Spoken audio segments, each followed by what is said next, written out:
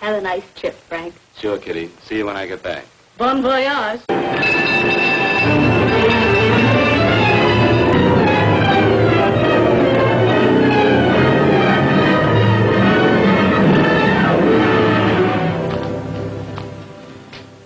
I want to report a murder. Who was murdered? I was.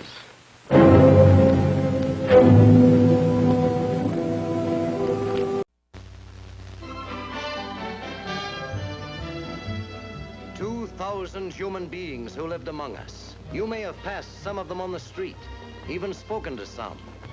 But this is the number of people who are dead. Yes, dead, because they were murdered by the most infamous syndicate of professional killers in the history of crime. A syndicate of assassins that went virtually unchallenged until one man fearlessly defied their whole evil empire. I got something to say to you that you want to hear. If you're smart, you can be a hero. If you're dumb, you can be dead. And so began an adventure that took this enforcer of the law into the shadows, where overlords of the underworld ruled a dynasty of death. Here he fought the master craftsmen of murder for profit, murder without passion, exposed their classrooms of crime, even the grim ambitions that turned killer against killer in violent lust for power. It's Humphrey Bogart in the most driving role of his career, as the relentless manhunter the underworld knew as the Enforcer. You think you can shut people up by killing them, but you're wrong. Even the dead can talk. So you're gonna talk. It's the only chance you've got to live. I'm afraid he'll never die. He'll die, he's got to die, and you're gonna kill him. Attention, everybody. Attention. This is the police. Angela Fetto. Your life is in danger. Wherever you are, get off the street. I'll wait here a few seconds, and then I'll pick her up myself. But suppose they don't fall for it and follow you? I'll have to risk that. Here, you better take a friend with you.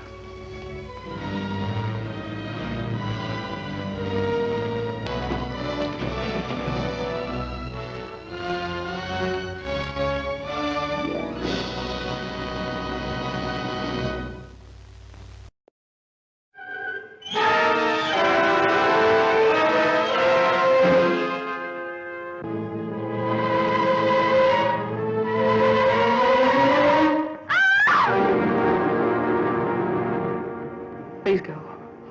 Please leave me alone. Stop it. What do you think I am?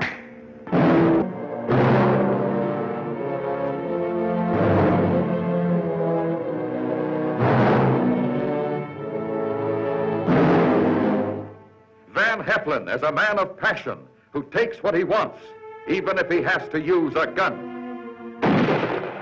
Evelyn Keyes as a woman in love whose only crime is her weakness for this man of violence.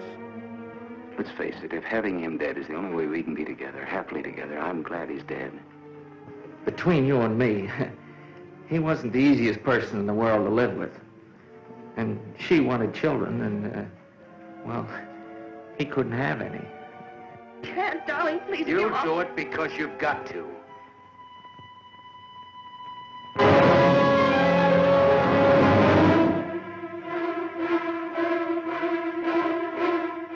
Do you ever listen to the voice of your own conscience? Do you know the crimes you have committed in your heart? See what happened to these two who could not lose the voice of their conscience, the voice that was mine.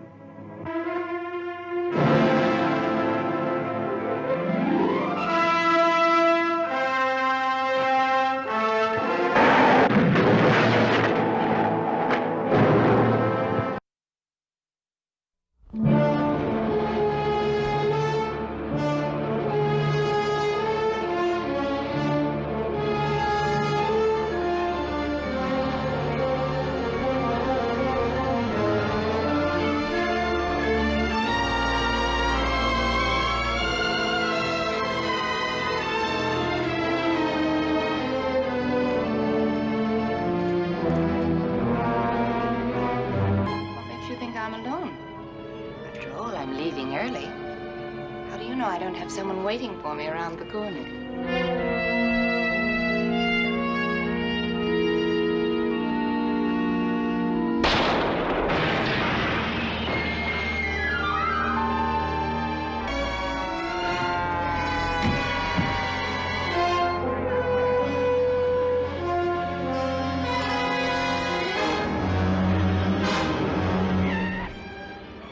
smiling at me?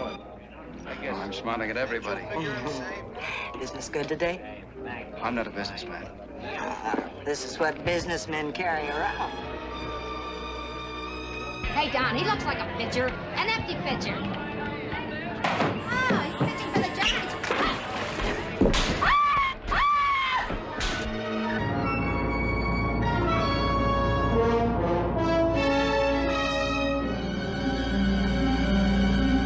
I'd look for somebody who's been getting tough with women from the very beginning.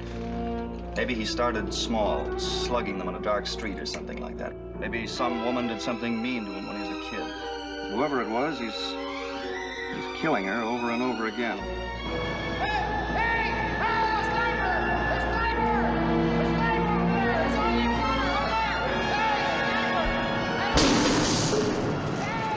Why do you have to yell like that?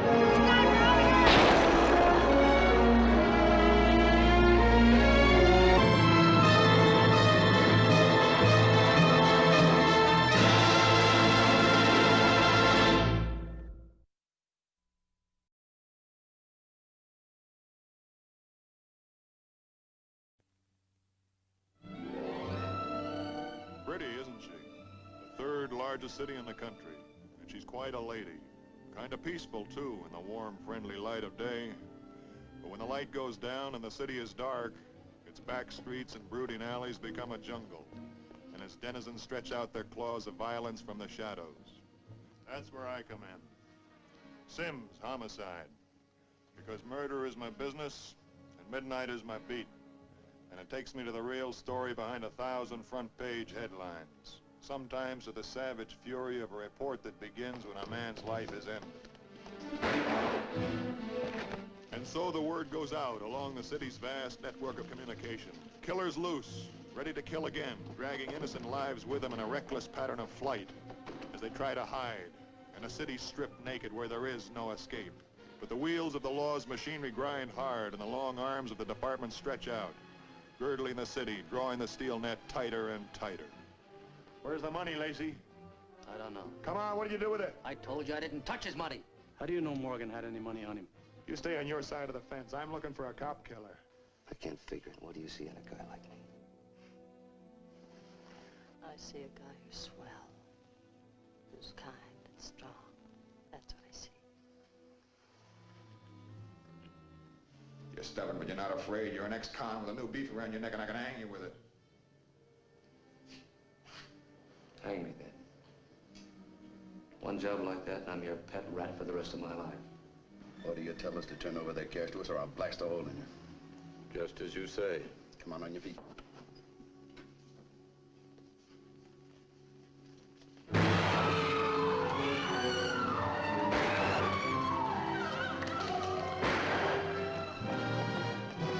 Why are you soft-headed, sloppy?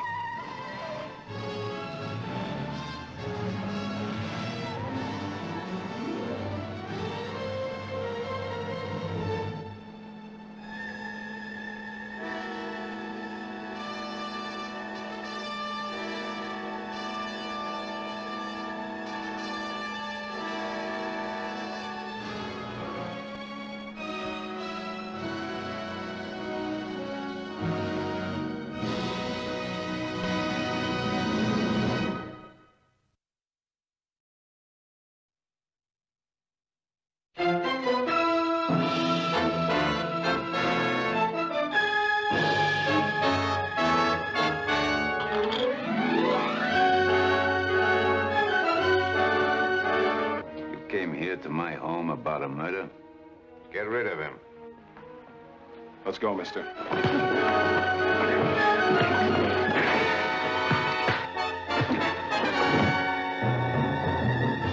What's your pitch, Lucy? What is this information you have?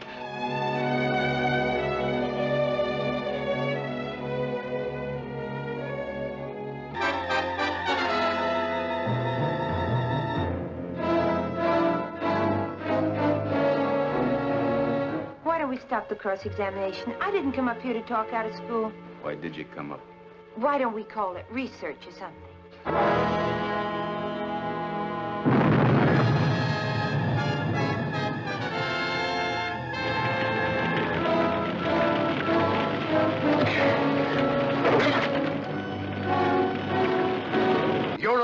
suspension. You better check with Lagana first. He might not approve. I'll have your badge and gun, now. It's yours. Permanently. I asked for your gun, too. It doesn't belong to the department, it's mine. I'm warning you officially. Don't try to use it.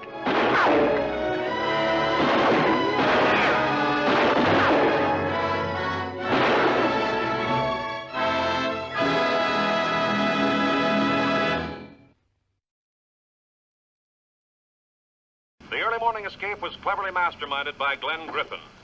He, his younger brother Hal, and another convict named Kobish brutally overpowered a guard and fled without arousing suspicion. Take it easy, lady. Easy, I said, easy. You scream and the kid will come home and find you in a pool of blood.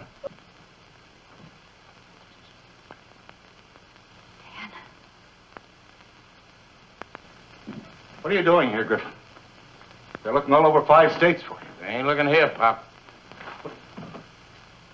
You can get brave just about any time you feel like it, any one of you. You might even get away with it. That ain't saying what's going to happen to the others. How long? About midnight, maybe sooner. What if the police come? What if they find you here?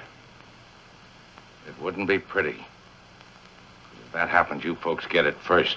Now get out in the kitchen, cook that chicken I seen in the icebox. Do it yourself. My wife's not your servant. Filthy! Ellie! Ellie! Why don't you pick on some of your own size? The whole family's getting tough. Listen, idiot. You ain't calling a tune. I got my guts full of you shiny-shoed, down-your-nose wise guys with white handkerchiefs in their pockets. Next time, I'll wipe them on you. Now get out there and cook.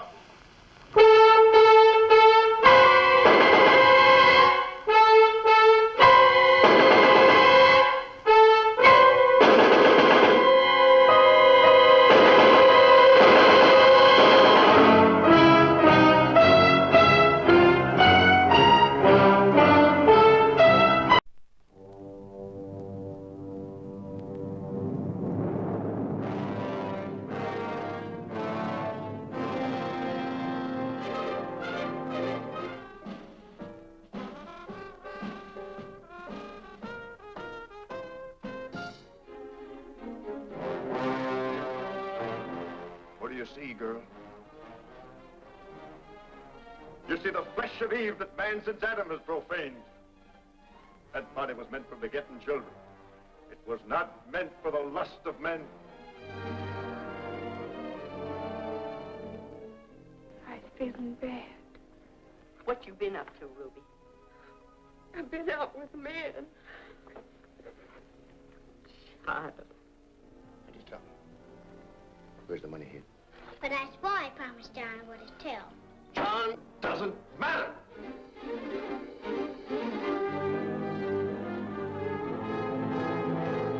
Ben never told you he threw it in the river, did he? I can hear you whispering, children, so I know you're down there. I can feel myself getting awful mad. Here is all the stark terror, the passion and suspense, the heart-pounding warmth of the best-selling novel that gripped millions. Pearl, wake up! Come on, Pearl! Superb, unforgettable performances by an extraordinary array of talent. Figured I was gone, huh? Run, hide in the staircase. Run quick. Ruby, get. What do you want? I want them kids. The combined powers of Paul Gregory and Charles Lawton brought the King Mutiny Court-Martial to Broadway. Now the screen receives that same creative, electrifying impact. The Night of the Hunter.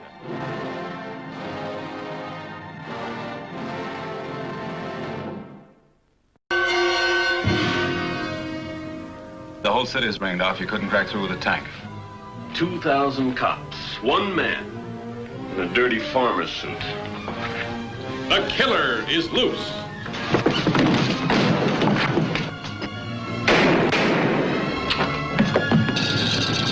The killer is loose. 4 words that spelled out sudden death. Any man, woman, or child in this city who crosses pool in any way is going to get killed.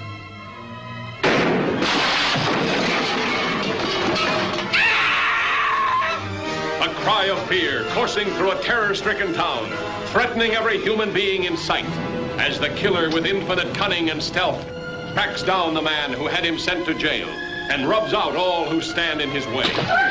Poole wanted to know why, since you had killed his wife, your wife should be alive. He said if it was the last thing he ever did, he was going to bust out and kill Lila. He'll still take you if he can't reach her. But Sam, she's the #1 target. Lila, what kind of a husband do you want? I'm to let someone else lay his life on the line for me so I can play it safe? Laying your life on the line, that's what you're doing, isn't it? When has he helped me? When has he thought of me? Is he thinking of me now, playing pigeon for a crazy murderer when there isn't any need for it? Is he? Yes, he is. Because Sam is sitting in for you. The killer is loose, relentlessly stalking his victim, outwitting a whole army of police officers, making them powerless to prevent a terrible crime. If it is Poole, what's he waiting for? I tell you, Sam, he's not sure it's Lila. He's waiting for her to turn into your place so he'll be sure. We'd better move in.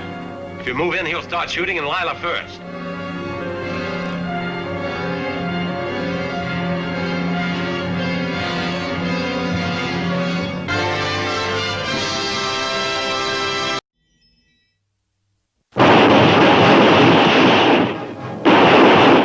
Give or take a few thousand. I figure the loot on this deal at $2 million. There should be that much in the track offices.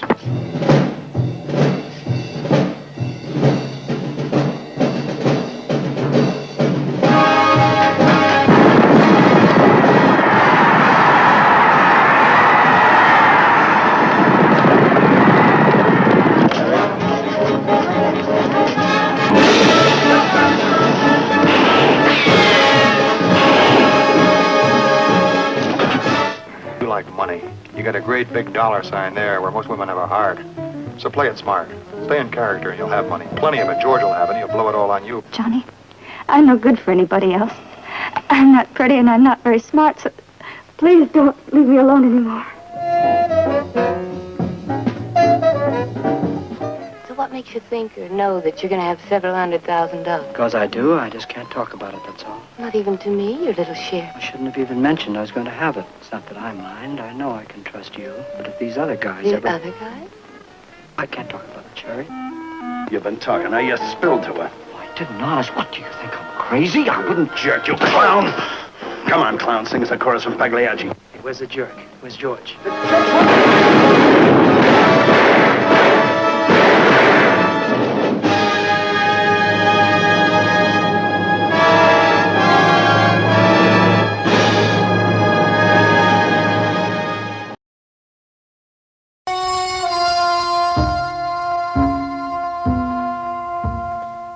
This is Alfred Hitchcock speaking. In the past, I have introduced you to many kinds of people. Murderers, thieves, swindlers, many of them geniuses at the business of crime. Now I'd like you to meet an entirely different person, an average sort of fellow, who leads a very normal life. The big difference is that his story is true. This is Manny Balistrero, tucked away at the rear of the bandstand at the Stork Club in New York. He lived in a simple, routine world. When the lights went out, the fiddle was put away. Then, the same subway, the newspaper, home, to Rose and the kids. Yes, Manny's life was straight and narrow, until the night of January the 14th, 1953, when... Is your name Christopher Emmanuel Balistrero? Yes, it is. I want to speak to you. We're police officers. What about? How do you explain it? Made a mistake. And so did the hold-up man. And it happens to be the same mistake. Did you see the man who was in your office on July the 9th in this court? Yes, You stepped down and pointed him out to us? right there.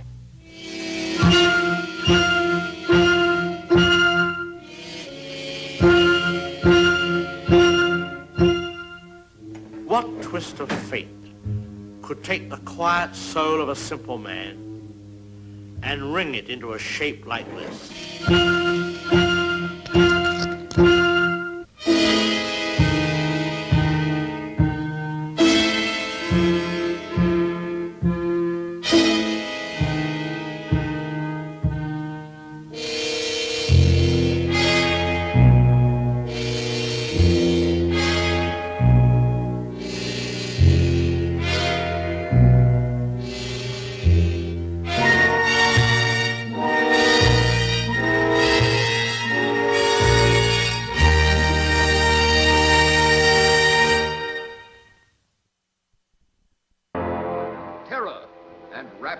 Between dusk and dawn, adventure that sweeps you to fever pitch at a Hollywood fashion show. Turns you icy cold with dread in the snows of the Wyoming Rockies. It might be around here someplace. It's all here. I just counted it. You're unlucky, fella. You're not lucky at all.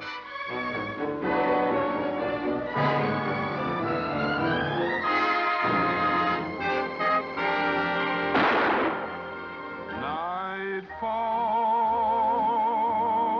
and you, lovely you, underneath the wreath of heaven's pale blue.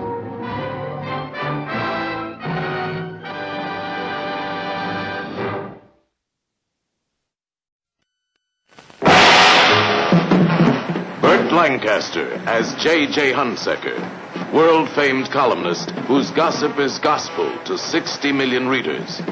Tony Curtis as Sidney Falco, the kid who had ideas about taking over.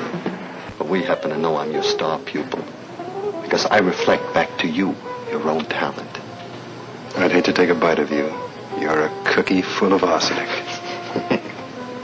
Don't turn your back on him. You might find a knife in it. This is their story, and that of the big shots and big names who worship the sweet smell of success. Along Broadway, throughout Hollywood, down Wall Street, on Capitol Hill, sweet smell of success. We're friends, Holly. We go as far back as when you were a fresh kid congressman, don't we? Why is it that everything you say sounds like a threat? Maybe it's a mannerism, because I don't threaten friends. But why furnish your enemies with ammunition? And here you are, out in the open, where any hep person knows that this one is toting that one around for you. Sidney is a great salesman. He'd sell anything to get there. Just ask his girl. Sidney, I don't do this sort of thing. What sort of thing? This sort of thing. You need him for a favor, don't you? Well, so do I. I need his column tonight. All you think about is yourself and your column. You see yourself as some sort of a national glory. But to me, and lots of people like me, your slimy scandal and your phony patriotics, to me, Mr. Hunsaker, you're a national disgrace.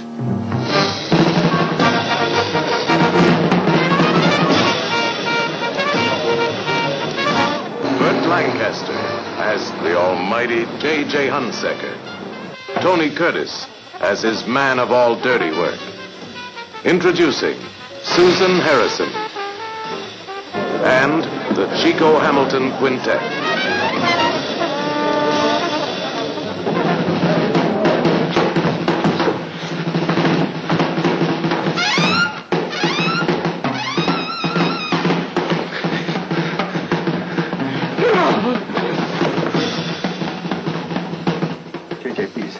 I can explain why you put your hands on my sister. Jake! I didn't do anything! Stop!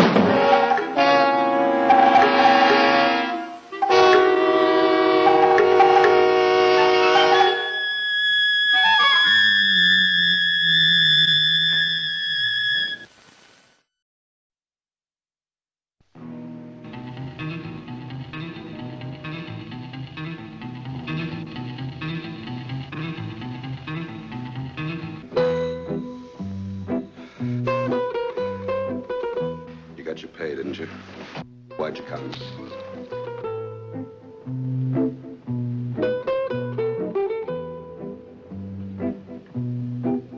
Can't see him. There's a woman standing in the way. Who's that, his wife? The target is a woman.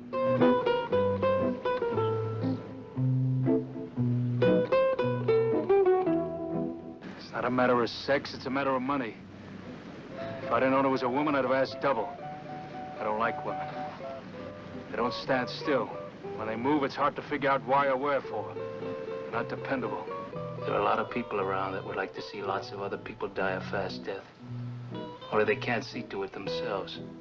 They got conscience, religion, families. They're afraid of punishment here or hereafter. Me? I can't be bothered by any of that nonsense. I look at it like a good business. The risk is high, but so is the profit. Suppose he goofs. Well, then I just turn this gun around and put a bullet in his head. Some joke. I'm not joking. A deadly compact between a relentless murder ring and a hired killer with strange hates and very strange fears. They carried her out under a sheet. I saw it on the front page. And that was a policewoman. She made the mistake of trying on Billy's negligee right in front of Billy's door.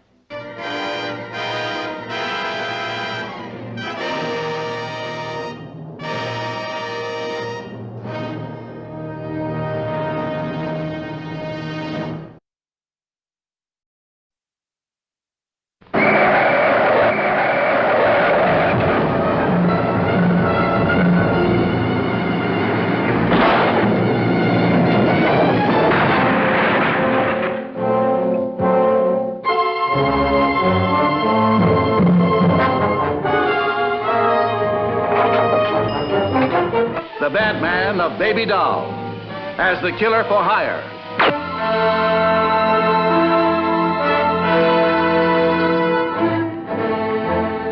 With the whole eye-stopping city of San Francisco as the background for the first feature-length lineup manhunt to hit the big-size movie theater screen. Well, the bag belonged to a man named Dressler, Philip Dressler. He came on the Insomnia this morning.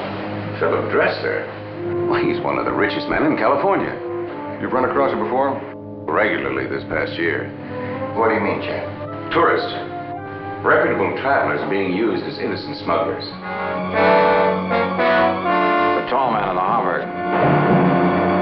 The lady and the kid. Is she a carrier? Those are the brakes. Please leave us alone. We'll forget about the doll. Just leave us alone. Tired line you fed me. Thought I bought it, huh? Think I'm a patsy with good thing printed all over my face.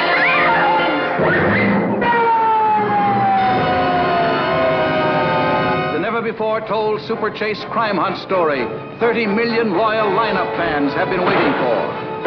Too big, too hot for TV, hitting with police file impact.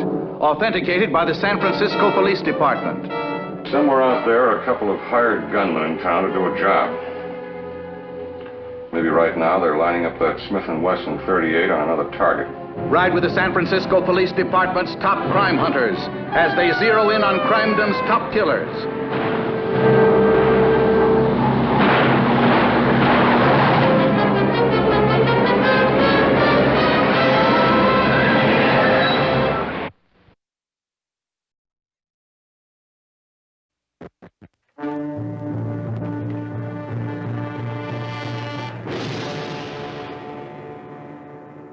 This was her wedding night. Where was the man she had married? Who were these hoodlums? Hold her legs.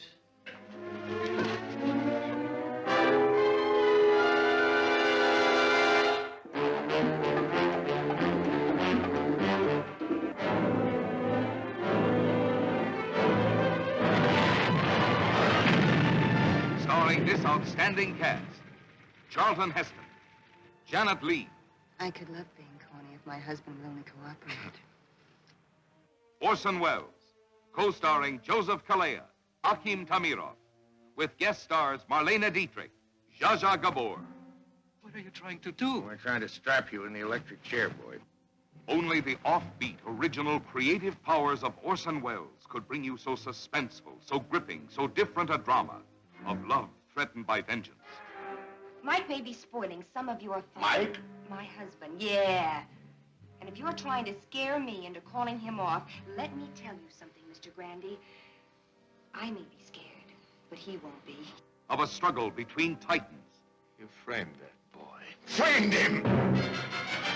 Of a manhunt like nothing you've ever experienced.